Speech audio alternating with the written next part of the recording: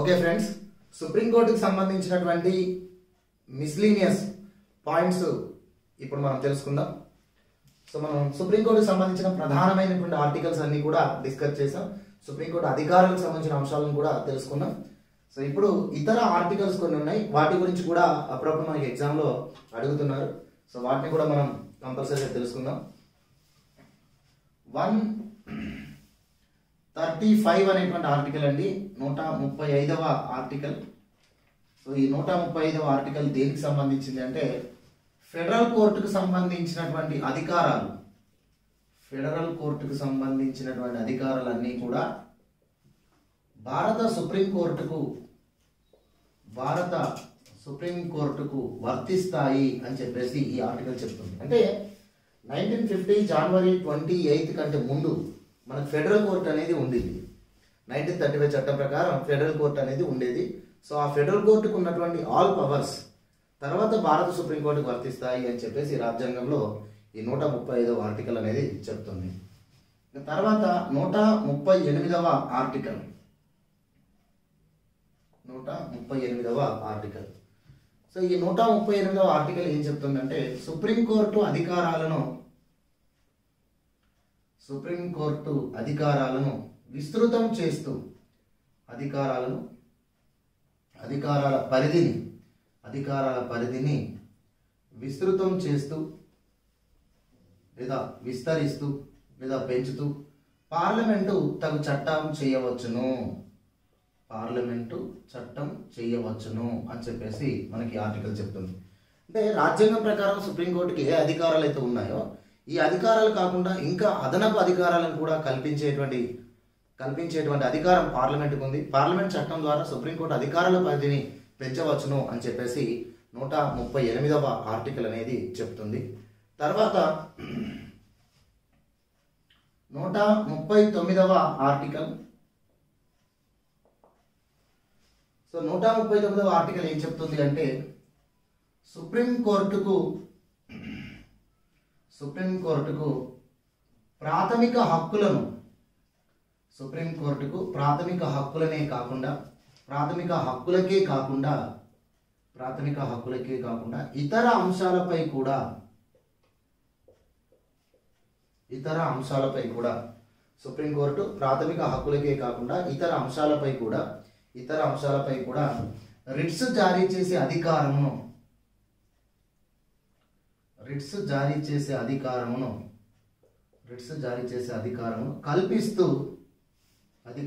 కల్పిస్తూ పార్లమెంటు తగు చట్టం చేయవచ్చు అని అంటున్నారు. అంటే ప్రాథమిక హక్కులకు మాత్రమే రిట్స్ జారీ చేసే అధికారం సుప్రీంకోర్టుకు ఉంది. 32 ఆర్టికల్లో మనకు వెరీ క్లియర్గా చెప్పారు. సో 32 అనేటువంటి ఆర్టికల్లో 32 క్లాస్ 3 అనేటువంటి ఆర్టికల్లో ప్రాథమిక హక్కులకు మాత్రమే 32 క్లాస్ 2 అనేటువంటి ఆర్టికల్లో ప్రాథమిక హక్కులకు మాత్రమే రిట్స్ జారీ చేసేటువంటి అధికారం, ప్రాథమిక హక్కులకు భంగం కలిగినప్పుడు మాత్రమే రిట్స్ జారీ చేసే అధికారం భారత సుప్రీంకోర్టుకు ఉందని 32 ఆర్టికల్లో క్లాస్ 2 అనేది తెలియజేస్తుంది. అయితే సుప్రీంకోర్టుకు రిట్స్ జారీ చేసే అధికారం ప్రాథమిక హక్కుల కోసమే కాకుండా ఇతర హక్కులకు భంగం కలిగినప్పుడు కూడా ఇతర అంశాలపై కూడా రిట్స్ జారీ చేసే అధికారాన్ని సుప్రీంకోర్టు కల్పిస్తూ పార్లమెంటు తగు చట్టం చేయవచ్చు అని చెప్పేసి అన్నారు. మనకు 32 క్లాస్ 3 అనేటువంటి ఆర్టికల్ ఏమన్నారు, సుప్రీంకోర్టుకు ప్రాథమిక హక్కుల అమలుకై రిట్స్ జారీ చేసే అధికారం ఉంది కదా, ఈ అధికారాన్ని దిగువ న్యాయస్థానాలకు కల్పిస్తూ కూడా పార్లమెంట్ చట్టం చేయవచ్చు అని అక్కడ ఉందండి. మళ్ళీ ఇక్కడ ఏమంటున్నారు, సుప్రీంకోర్టుకు ప్రాథమిక హక్కుల అమలు కోసము రిట్స్ జారీ చేసే అధికారం ఉంది, అవే కాకుండా ఇతర హక్కులకు భంగం కలిగినప్పుడు కూడా రిట్స్ జారీ చేసే అధికారంను సుప్రీంకోర్టు కల్పిస్తూ పార్లమెంట్ చట్టం చేయవచ్చును అని చెప్పేసి ఇక్కడ పేర్కొంటున్నారు. సో ఇవి మనకు కొంచెం పరిశీలించాలి ఇవి. సో దీనికి 32 క్లాస్ 2 అనేటువంటి ఆర్టికల్, 32 క్లాస్ 3 అనేటువంటి ఆర్టికల్. ఓకే, సో 32 క్లాస్ 2 అనేటువంటి ఆర్టికల్ ప్రాథమిక హక్కుల అమలుకు మాత్రమే రిట్స్ జారీ చేసే అధికారం సుప్రీంకోర్టుకు ఉంది. 139 ఆర్టికల్ ప్రకారం సుప్రీంకోర్టుకు ప్రాథమిక హక్కులకే కాకుండా ఇతర అంశాలపై కూడా ఇతర హక్కులకు భంగం కలిగినప్పుడు కూడా రిట్స్ జారీ చేసే అధికారంను కల్పిస్తూ పార్లమెంటు చట్టం చేయవచ్చు. ఇంకే ఈ ఆర్టికల్ ఏమంటున్నారు, సుప్రీంకోర్టుకు ప్రాథమిక హక్కుల అమలుకై రిట్స్ జారీ చేసే అధికారం ఏదైతే ఉందో ఆ అధికారాన్ని ఇతర కోర్టులకు కల్పిస్తూ పార్లమెంట్ చట్టం చేయవచ్చని ఈ ఆర్టికల్లో చెప్పారు. ఓకే, సో ఇవన్నీ కూడా ఒకదానికొకటి సంబంధం ఉన్నటువంటి ఆర్టికల్స్, ఇవి దగ్గర సంబంధం ఉన్నటువంటి ఆర్టికల్స్, వీటిని ఆ మాదిరిగా మనం గుర్తుంచుకోవాలి. సో నెక్స్ట్ 139 క్లాజ్ ఏ అనేటువంటి ఆర్టికల్. ఈ ఆర్టికల్ ఏమని చెప్తుందంటే సుప్రీంకోర్టు వద్ద ఒకే అంశానికి సంబంధించిన వివిధ కేసులను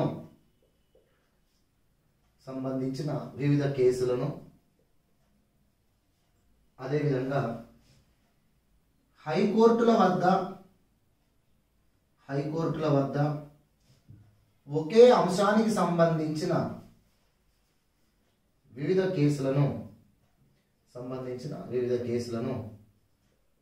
కేసులన్నిటినీ కూడా ఒకే కేసుగా పరిగణిస్తూ సుప్రీంకోర్టు విచారణ చేపట్టవచ్చు. సో ఇది చూడండి, సుప్రీంకోర్టు వద్ద అనేక పిటిషన్స్ నమోదైనాయి వివిధ అంశాలపై. అంటే వాస్తవానికి వేర్వేరు సందర్భాల్లో వేర్వేరు ప్రాంతాలకు సంబంధించినటువంటి ఇష్యూస్ మీద సుప్రీంకోర్టులో పిటిషన్స్ నమోదైనాయి. అలా నమోదైనటువంటి పిటిషన్స్ అన్నిటి ఒక అంశం అనేది ఒకే విధంగా ఉన్నప్పుడు ఆ అన్ని పిటిషన్స్ను ఒకే కేసుగా టేకప్ చేసి విచారించే అధికారం ఉంటుంది. ఉదాహరణకు మనం తీసుకుంటే ఆర్సి కూపర్కి సంబంధించినటువంటిది కానీ, మాధవరావు సింధియాకి సంబంధించినటువంటిది కానీ అర్థమవుతుంది. ఇవన్నీ కూడా ప్రధానంగా రాజ్యాంగ సవరణ చట్టాలను, రాజాభరణాలను రద్దు చేయడాన్ని, తర్వాత బ్యాంకులను జాతీయకరణ చేయడాన్ని, ప్రాథమిక హక్కులను ఇష్టంగా సవరించడాన్ని, ఇవన్నీ కూడా పిటిషన్స్ వేయబడ్డాయి సుప్రీంకోర్టులో. అన్నిటినీ కలిపి ఒకే కేసుగా కేశవంత భారతి కేసుగా టేకప్ చేసి సమగ్రమైనటువంటి జడ్జిమెంట్ ఇచ్చారు. అర్థమవుతుంది. అదేవిధంగా మనకు ఎస్ఆర్ బొమ్మాయి కేసు కూడా అలానే చూసుకోవచ్చు. ఎస్ఆర్ బొమ్మాయి కేసు 1994లో జడ్జిమెంట్ వచ్చింది కదా. ఈ ఎస్ఆర్ బొమ్మాయి కంటే ముందు అనేక రాష్ట్రాల ముఖ్యమంత్రులు పిటిషన్స్ వేశారు. దేనికి వ్యతిరేకంగా అంటే వారి రాష్ట్ర ప్రభుత్వాలను రద్దు చేసి, వారి రాష్ట్ర మంత్రిమండలిని రద్దు చేసి రాష్ట్రపతి పాలనను విధించడాన్ని సవాలు చేస్తూ అనేక రాష్ట్రాలలో ముఖ్యమంత్రులు, ప్రభుత్వం కోల్పోయిన ముఖ్యమంత్రులు సుప్రీంకోర్టులో పిటిషన్ వేశారు. వాటినన్నింటినీ కూడా ఒకే కేసుగా టేకప్ చేసి ఎస్ఆర్ బొమ్మాయి కేసును పరిధిలోకి తీసుకొని, వాటిని తీసుకొని వాటికి సమగ్రమైనటువంటి జడ్జిమెంట్ ఇచ్చింది. అర్థమవుతుంది. సో ఇలా సుప్రీంకోర్టు వద్ద ఒకే అంశానికి సంబంధించినటువంటి వివిధ కేసులు ఉంటే ఆ కేసులన్నింటినీ కూడా ఒకే కేసుగా ట్రీట్ చేస్తూ ఒకే కేసుగా పరిగణలోకి తీసుకొని ఫైనల్ జడ్జిమెంట్ అనేది ఇవ్వచ్చు.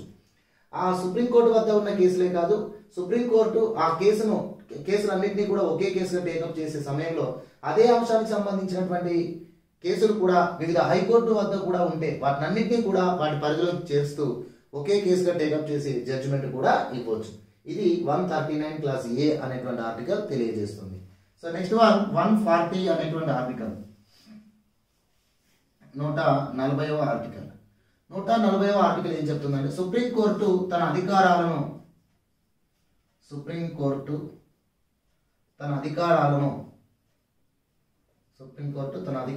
సమర్థవంతంగా నిర్వర్తించుటకై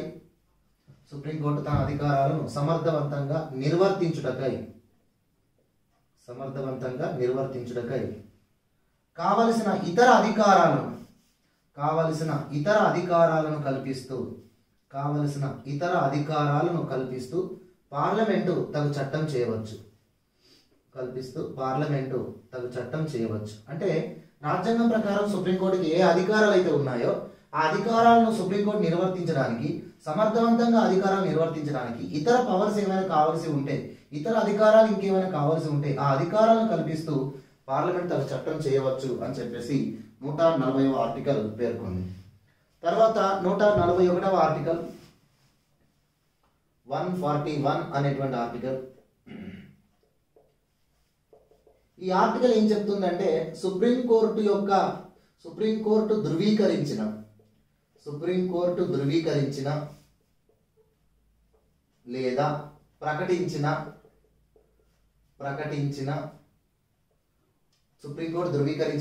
ప్రకటించిన అంశాన్ని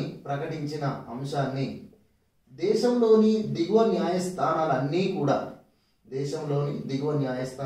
కూడా పాటించాలి. ఓకేనా. 141 అనేటువంటి ఆర్టికల్ ఏం చెప్తుంది? సుప్రీంకోర్టు ధృవీకరించిన లేదా ప్రకటించిన అంశాలు ఏవైతే ఉన్నాయో వాటిని కంపల్సరిగా దేశంలో ఉన్నటువంటి మొత్తం న్యాయస్థానాలు, హైకోర్టులు కావచ్చు, సబార్డినేట్ కోర్టులు కావచ్చు, ట్రిబ్యునల్స్ కావచ్చు, ఏవైనా కావచ్చు, అన్ని న్యాయస్థానాలు కంపల్సరిగా పాటించాలి. అది సుప్రీంకోర్టుకు ఉన్నటువంటి పవర్స్. అది తర్వాత 142 article, important article. So 142 article ఏమని చెప్తుందంటే, సుప్రీంకోర్టు వద్ద ఉన్న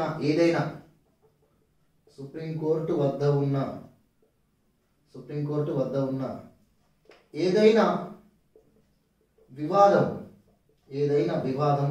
లేదా ఏదైనా కేసుకు సంపూర్ణ న్యాయం లేదా అంతిమ పరిష్కారం చేయుటకు సుప్రీంకోర్టు ఏ ఉత్తర్వునైనా జారీ చేయవచ్చు.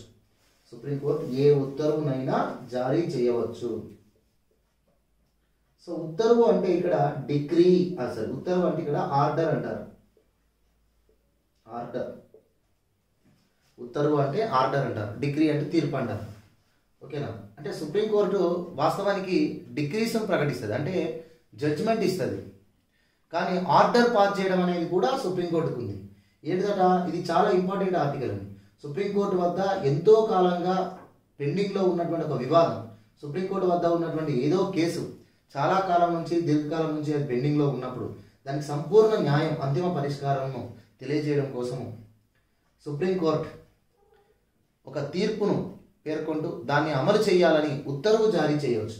ఇక్కడ 2 అంశాలు ఉన్నాయి, డిగ్రీ ఉంది, అదేవిధంగా ఆర్డర్ ఉంది. గ్రూప్ 1 అభ్యర్థులకు, ఏపీఎస్సి గ్రూప్ 1 అభ్యర్థులకు ఈ డిగ్రీ, ఆర్డర్ అనేటువంటిది లా ఇష్యూస్లో పేర్కొన్నారండి. ఓకేనా. సో 142 ఆర్టికల్ ప్రకారం, 142వ ఆర్టికల్ ప్రకారం సుప్రీంకోర్టు వద్ద ఉన్న ఏదైనా వివాదము లేదా కేసుకు సంపూర్ణ న్యాయం, అంతిమ పరిష్కారం తెలియజేయడం కోసం దానికి ఒక తీర్పును పేర్కొంటూ, సమగ్రమైనటువంటి తీర్పును పేర్కొంటూ దాన్ని అమలు చేసే విధంగా ఆర్డర్ పాస్ చేసే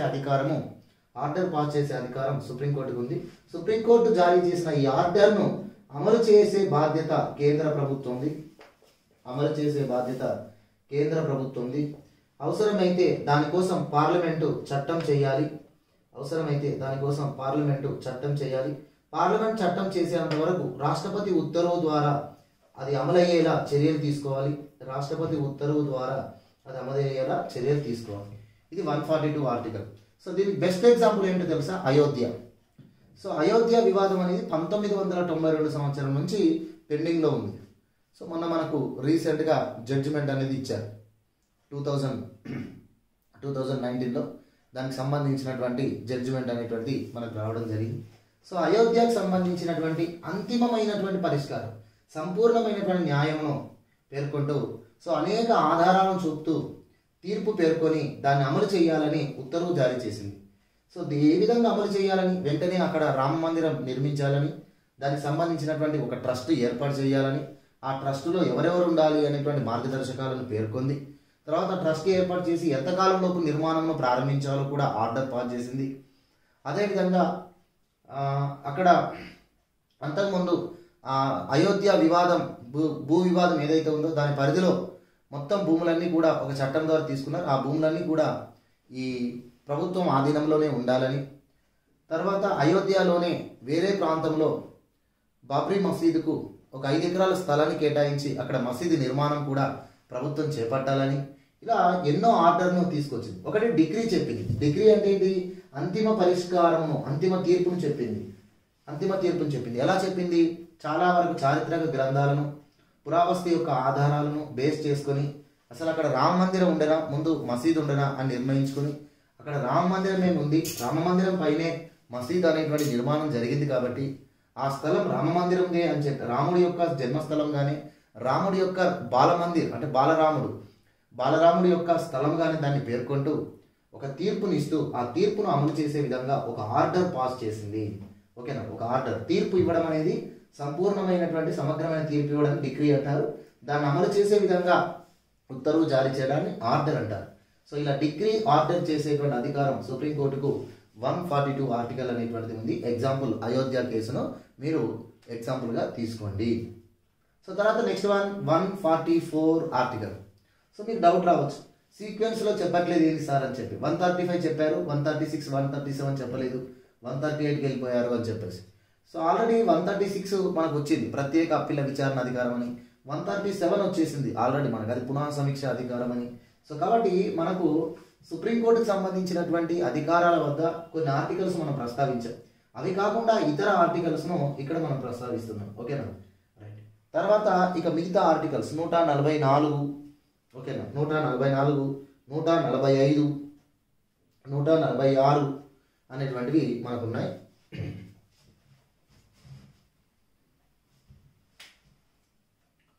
సో చూడండి, 144 అనేటువంటి ఆర్టికల్.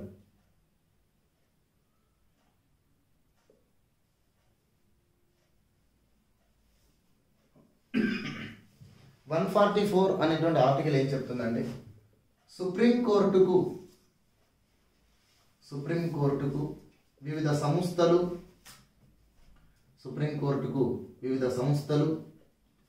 న్యాయస్థానాలు పూర్తిగా సహకరించాలి. అర్థమవుతుంది అంటే సుప్రీంకోర్టు ఏదైనా ఆర్డర్ పాస్ చేసినా, సుప్రీంకోర్టు ఏదైనా ఆదేశం జారీ చేసినా దాన్ని అమలు చేసే విధంగా అన్ని సంస్థలు న్యాయస్థానాలు పూర్తిగా సహకరించాలి. ఏ సంస్థ కూడా సుప్రీంకోర్టు యొక్క ఆర్డర్ను ధిక్కరించినా, సుప్రీంకోర్టు ఆదేశంను ధిక్కరించినా అవి కోర్టు ధిక్కారణకు గురవుతాయి. సో ఎందుకంటే సుప్రీంకోర్టు అనేది భారతదేశంలో సర్వోన్నతమైన న్యాయస్థానం కాబట్టి ఆ ఉన్నత న్యాయస్థానానికి ఆ విధమైన హోదా అనేటువంటిది కల్పించారు 144వ ఆర్టికల్ ద్వారా. తర్వాత 145వ ఆర్టికల్.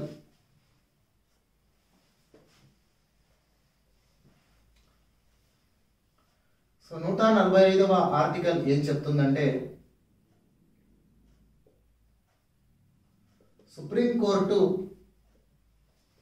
సుప్రీంకోర్టుకు న్యాయ ప్రక్రియకై, సుప్రీంకోర్టుకు తన న్యాయ ప్రక్రియకై నియమాలను రూపొందించుకునే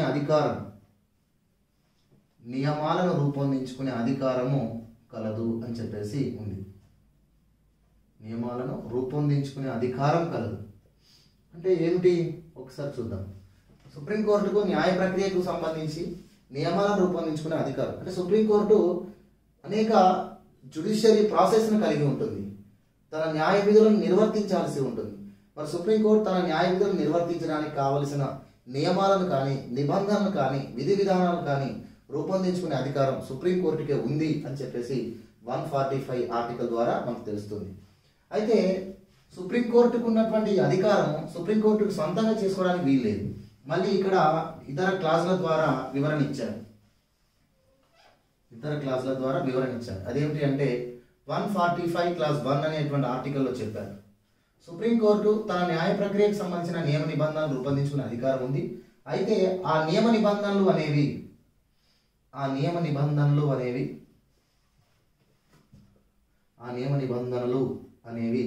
పార్లమెంట్ చట్టానికి లోబడి ఉండాలని, పార్లమెంట్ చట్టంకు లోబడి